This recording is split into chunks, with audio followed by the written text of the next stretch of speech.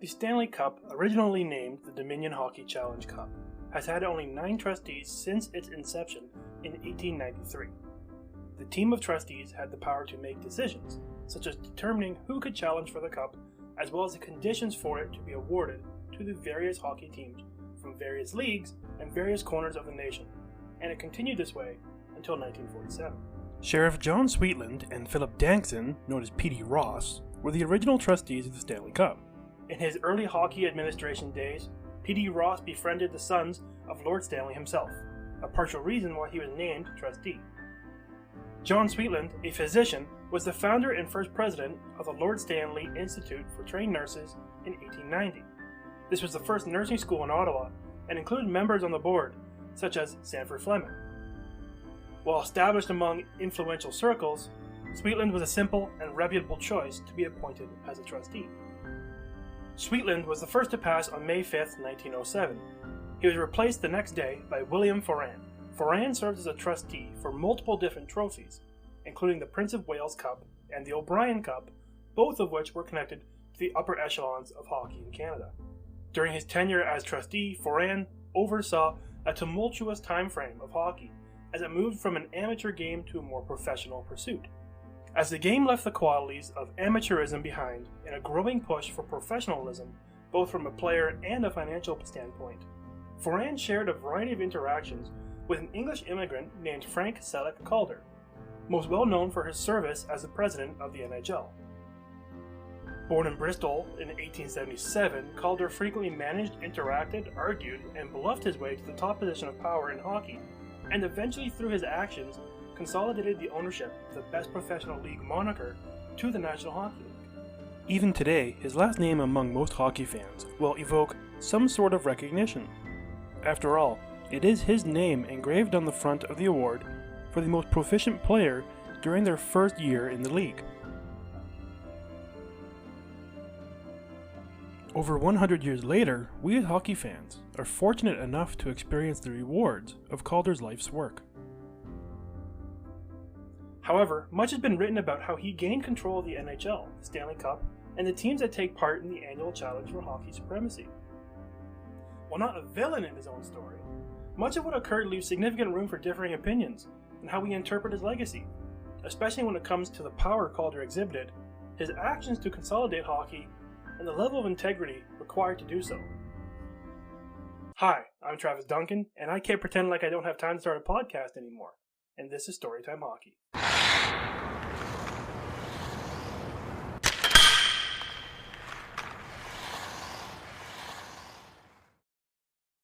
Born to Scottish residents living in Bristol, England, Calder moved to Canada in pursuit of an opportunity to continue his athletic career. While doing so, he accepted a job as a teacher in Montreal. In 1907, he left the role to act as a reporter for the Montreal Witness, before moving on to the Montreal Herald. This is a trend you will notice as we dive into hockey history, that the worlds of amateur and professional sports are heavily entwined with the world of newspapers and reporters. Naturally, as the main method of communicating information and sharing ideas, newspaper owners and those who worked in them could exhibit different levels of influence in their communities. Calder formed relationships with people that would develop into friends, colleagues, and confidants through his work in newspapers.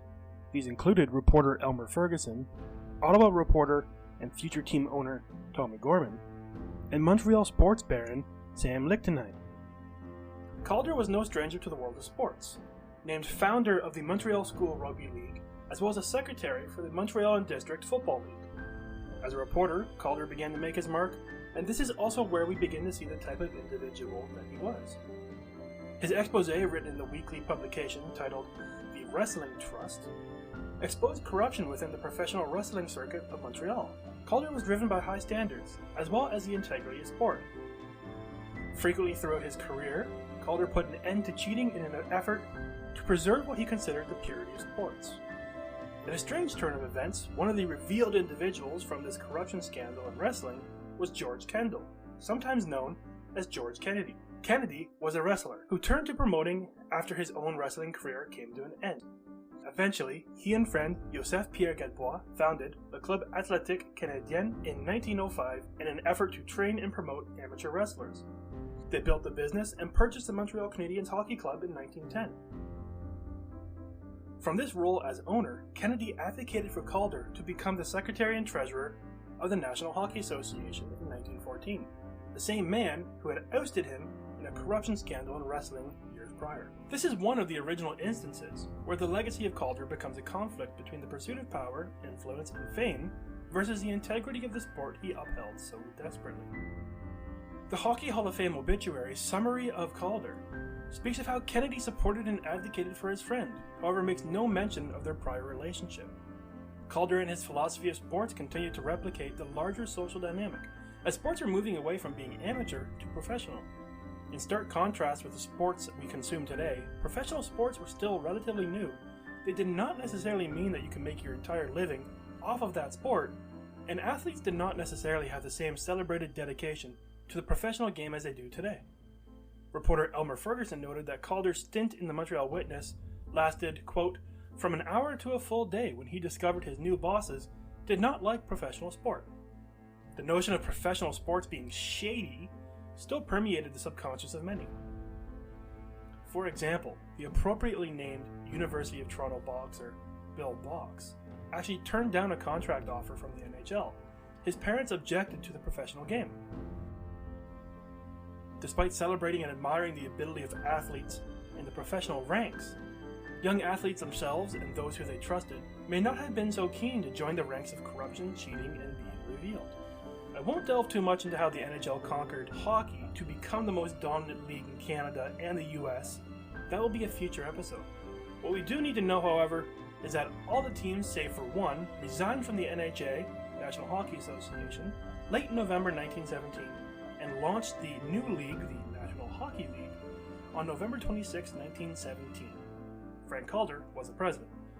Problematic, Eddie Livingstone, the owner of the Toronto franchise, was the only remaining owner and team in the former league, and the only owner not invited to the meeting at the Windsor Hotel in English Montreal. Either downplaying the importance of the meeting or demonstrating the inability to see into the future, when asked what occurred as he exited the hotel, Calder replied, nothing much. From here, Calder was in charge of this fledgling professional sports league, overshadowed, however, by a much larger global conflict in the First World War. Elmer Ferguson reported it as a new sports body launched into war-torn space. The beginnings of the NHL and Calder's reign as chief of the new league signaled one other movement, the movement away from hockey as an amateur pursuit and dedication to a business venture intended on making money. As an example of this train of thought already being present in the world at this point, at a meeting in 1911, Sam Lichtenheim, at this point owner of the Montreal Wanderers, staunchly defended the traditional game of hockey and its 7-man game. He believed that the discussion of shrinking the game to a 6-person game would offend everybody in Canada. However, once he was made aware that the 6-man game meant one last salary was required, he quickly became a supporter of this new version. The promoters of the new league were, as Bruce Kidd stated in his book, The Struggle for Canadian Sports, unabashed sports capitalists.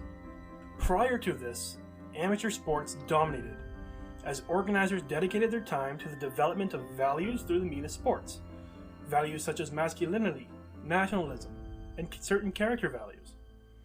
Contrary to this, the NHL sought to make money during a time where sports were being used to develop the next generation of man who might fight in a war, while at the same time trying to make money during a full-scale global armed conflict.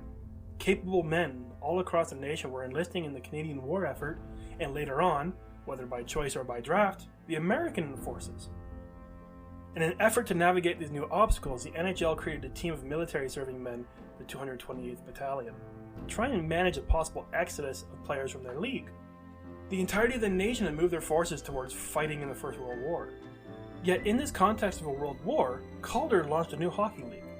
The struggle for Canadians for their own national obsession to remain part of their conscious daily focus gives us an idea of what Calder's actions really were like. With an uncertain future, Calder, in his pursuit of capitalizing on Canadian and American hockey, doesn't really paint a positive picture of the man. Over the next 20 plus years, Calder led the expansion of the NHL into the United States Northeast. He sought out the large bankrolls of U.S. business and whether inadvertently or intentionally, forced out many smaller franchises, such as the Ottawa Senators, who shut their doors due to financial losses over $60,000. During this time, the western portion of Canada had begun to lose their professional or high amateur leagues as a side effect of the consolidation of power under Calder. Just take a look at the PCHA. Following this, the growth of hockey west of Ontario was stymied for an entire portion of young Canadians, a generation of Westerners, and it was not recovered until the larger rise of hockey operations across the country. At the NHL General Meeting on January 25, 1943, the focus was to be on two aspects of the hockey world. First, the expectation was that the schedule for the Stanley Cup playoffs was going to be released, this time featuring the first rendition of a playoff based in a 7-game series format. Later that day, discussion about the American war effort and the involvement of NHL athletes was to take center stage. The Brooklyn Americans were suspending their season as only 4 of their players were exempt from military service. The organization's focus on their youth movement to rebuild their squad was based on their 1941-42 regular season record of 16-29-3 and a negative goal differential of 42. This led them to sign a swatch of young, war-eligible men from the United States. Again, Calder presents us with actions that conflict our recollection of his legacy. While his support for the war effort this time was certainly larger than the First World War, he also used this opportunity to place among the owners an understanding that should the Brooklyn franchise attempt to return, that the revenue and the weak attendance that the franchise did represent was not a must-have for the league. In 1946, this is exactly what happened, as despite funding for an arena being procured, the league promised to return the Brooklyn Americans after the war was broken, leaving the league with 6 franchises that we celebrate today as the original 6. Instead of a regular business meeting, things shifted quickly early in the afternoon session. Despite Calder insisting that he felt fine, Maple Leaf coach Hap Day remarked that he seemed off and looked like he was in pain. Shortly after, even Calder had to admit that something was wrong. Doctors from the Maple Leafs, as well as St. Michael's Hospital, confirmed that Calder was suffering a heart attack. For years, he had been the NHL's only employee, and unlike modern-day sports organizations, there was no real contingency or succession plan. Some sources mention his liking of a young lawyer named Clarence Campbell, who had left to go fight in the war. Doctors suggested that he rest for 2 to 3 months, and shared that he was likely not in any immediate danger. By early February, he was feeling better. Longtime reporter, friend, colleague, Elmer Ferguson, visited on February 3rd and observed that he was feeling fine and acting normally. Calder was surrounded by league papers outlining the reserve status of league players who were drafted to the U.S. military. Between the time that Ferguson left the room and the visit of Montreal Canadiens GM Tommy Gorman, Calder passed away. Gorman was the first to find the hockey great dead, arriving in his room simply minutes afterwards, surrounded by papers focusing on the success and the stability of the league. Frank Calder had died February 3rd, 1943. In memoriam of their colleague and friend, many supporters of Calder discussed their strong feelings about the man, who had developed the NHL into the most influential hockey league in the world. Dick Irvin, former Hockey Night in Canada broadcaster, reminisced that despite the frequency that Calder dealt with difficult and naughty problems, as he called them, he never rendered an unfair decision. Red Dutton, former NHL defenseman and Calder's successor to the presidency, said, "I can truly state that during all my dealings with him, I have never heard him say an ill word against anyone." Despite the accolades that come streaming in following the death of Calder, his legacy, like many from this era of sports history, leaves a legacy that can cause some apprehension. Lester Patrick spoke about the sense of duty and loyalty that Calder had, and how it is not frequently found in the upper echelons of professional hockey management. I'm not sure we should ever rewrite history. However, we should acknowledge the era where the events occurred, and couple that with our revised social understanding. Calder no doubt needs to be considered among the top influential builders in the history of hockey, the NHL, and the global game. At the same time, we can still review his actions, and his sense of duty and loyalty, as only to those who were close to him, who supported him, and those who would align with his goals and vision for the NHL's future. Upon his death, the Montreal Gazette discussed the power of hockey in Canada, saying that if Canada has any one outstanding agency of Canadianization, it is universal national sport, hockey, where for once the many schisms which beset the nation vanish. It continued to discuss Calder's aversion to the headlines, preferring the role of a public figure to be attained by the directors of the club, a shocking similarity to the role that Gary Bettman holds today. While Calder did not pursue national fame through hockey, he did pursue influence and power over this agency of Canadianization. Calder had a sensational opportunity to challenge those who wanted to be involved in hockey, and through his selection of who could and could not join him, he was able to decide who could take ownership, who could be involved, and who could shape the professional league that today guards a symbol of Canadian identity and nationalism. Some saw Calder as the antidote to this toxin that plagued the National Hockey Association in the form of Eddie Livingstone.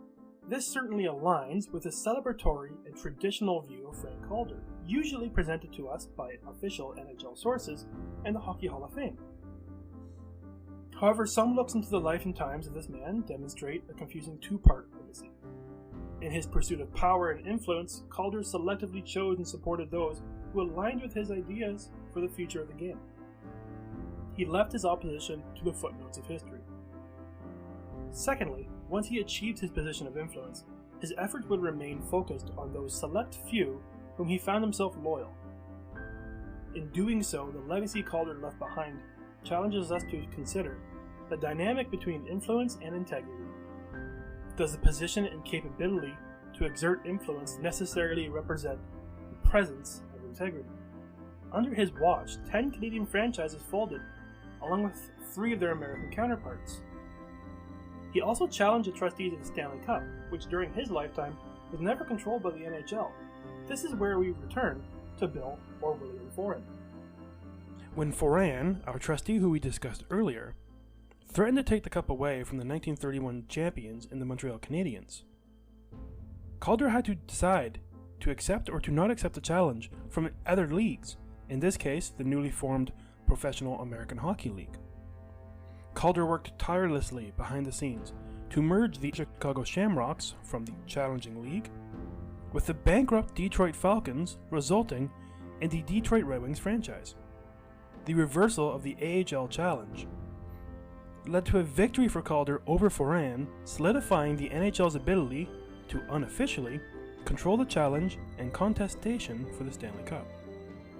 Calder's life paved the way for the National Hockey League as we know it today to control the fastest game on ice. His name lives on in the league, as every year with discussions over one of the most well-known trophies in the game.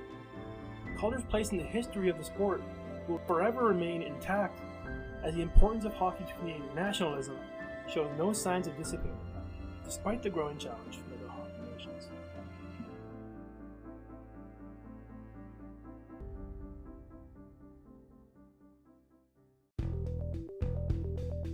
The next section will focus on players who you may or may not have forgotten about. With no real rhyme or reason to the selection of these players, this portion of the podcast will be dedicated to the players that score occasionally, get traded for second-round picks, and sometimes even win an award.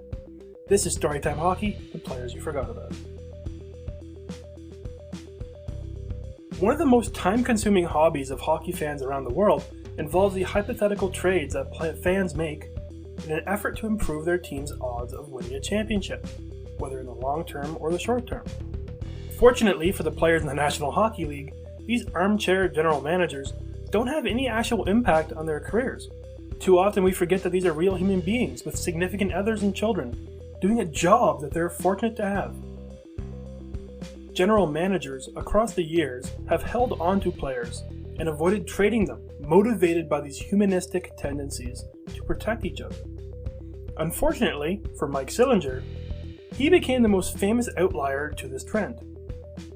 A veteran of 13 NHL seasons and survivor of 9 different trades between NHL teams, Sillinger proved that he was both valuable enough that everybody wanted him, while at the same time reminding us that these players are part of a ruthless business where they're often treated like assets. Sillinger broke into the Western Hockey League with the Regina Pats in 1987. The year prior, while playing with the Regina Pat Canadiens midget AAA team, he recorded 83 goals, 51 assists, for a 134-point total in only 31 games. His team's second leading scorer only had 86 points. Still an amazing stat total, but not even close. Clearly ready for the next step, Sillinger put up a respectable 18 goals and 25 assists in his first season with the Doug Sauter Regina Pats.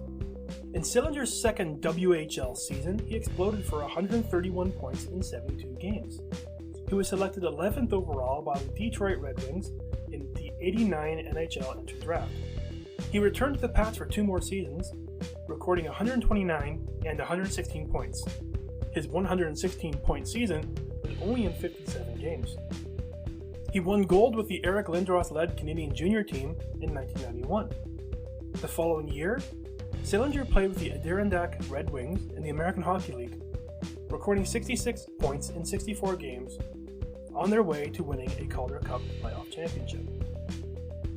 Sillinger becomes a fascinating player as his NHL career began to develop.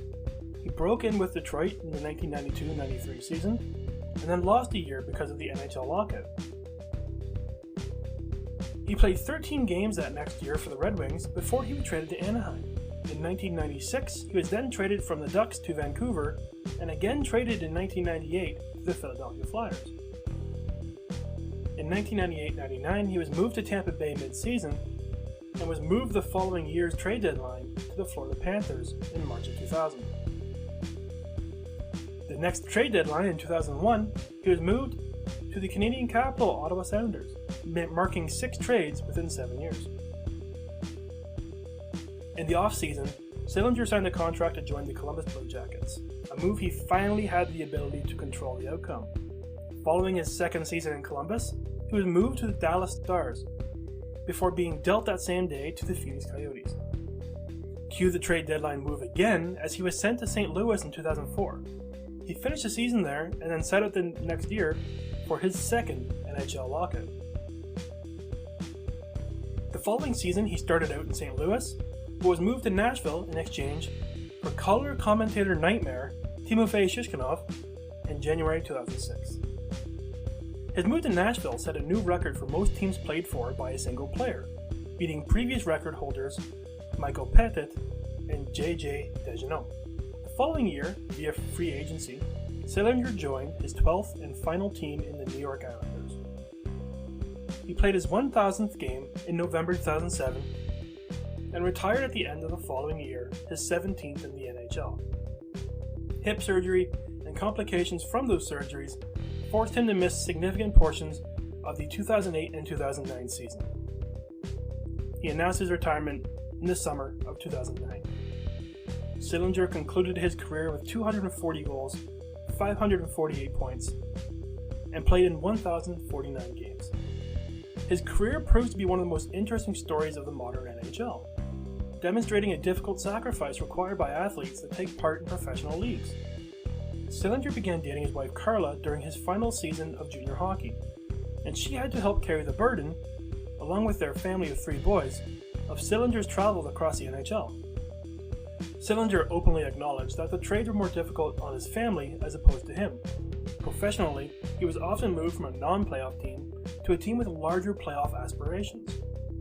In an interview discussing how difficult trades were, he reflected on the strain moving from Anaheim to Vancouver at the age of 24, and that being the most difficult trade. He and his wife were starting a family, and they had purchased a home. It is in this attempt at a quote-unquote normal life that the frailty and uncertainty of professional sports is perfectly demonstrated. Sillinger probably had the best mentality that you could have for someone who would be put through 9 trades in 12 different cities. He frequently spoke of his wife being his biggest supporter, both on the ice and off the ice as well. He also emphasized that his trades were not a reflection of his playing ability, but usually contract and salary. For Sillinger, there was always an opportunity to be part of a new team, new goals, new aspirations. Sillinger, in an interview where he was advising future victims of the NHL trade market, reminds them not to feel sorry for themselves or to take it personally. Because in the end, it is a job and it is a business. Despite how many times you're traded or you move teams, there's always a focus on the end goal.